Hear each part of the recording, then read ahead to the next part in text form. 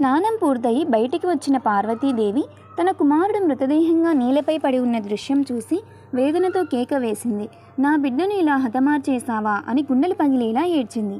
కన్నీళ్లు ఆగలేదు. కోపంతో కంపిస్తూ శివుని వైపు చూసి, నీవు నా కుమారుని చంపావు, ఈ విశ్వాన్ని నేను నాశనం చేస్తాను, దేవలోకం మానవలోకం ఏ లోకాన్ని మిగలినేనని ప్రతిజ్ఞ చేసింది. ఆమె ఆగ్రహం అంత భయంకరమై 3 లోకాలు వణికిపోయాయి. దేవతలందరూ భయపడి శివుని ప్రార్థించారు. ప్రభు, ఆమె కోపం ఆపాలి, లేకపోతే సృష్టి అంతమవుతుంది. తన ఆవేశం వల్ల ఏం జరుగుతుందో శివుడు గ్రహించాడు. పార్వతీదేవి ప్రేమను అర్థం చేసుకున్నాడు.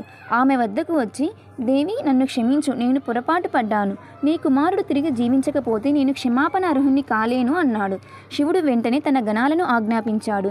ఈ క్షణం నుండి ఎదురైన మొదటి జీవితలను తీసుకురండి, దానితో పిల్లవాన్ని పునర్జన్మ ప్రసాదిస్తాను అన్నాడు. గణాలు వెళ్ళి మొదటగా ఎదురైన జీవి ఒక ఏనుగు పిల్ల. వారు దాని తలను తీసుకువచ్చారు. శివుడు ఆ తలను పిల్లవాని శరీరానికి అమర్చి తన దివ్య శక్తితో జీవం పోశాడు. మృతదేహం కదలడం మొదలైంది. పిల్లవాడు మళ్ళీ కళ్ళు తెరిచాడు. తల్లి పార్వతీదేవి ఆనందంతో కన్నీళ్లు కార్చింది. మళ్ళీ నువ్వు నన్ను వదిలి వెళ్ళవు కదా అని కౌగిలించుకుంది. ఆ పిల్లవాడు ఇప్పుడు గజముఖుడు అయ్యాడు. శివుడు సంతోషంతో పిల్లవాన్ని చూసి చెప్పాడు, కుమారా, నీవు తల్లికి విధేయుడిగా నిలిచావు, ధర్మం కోసం ప్రాణం అర్పించావు, గణాలందరినీ ఓడించావు.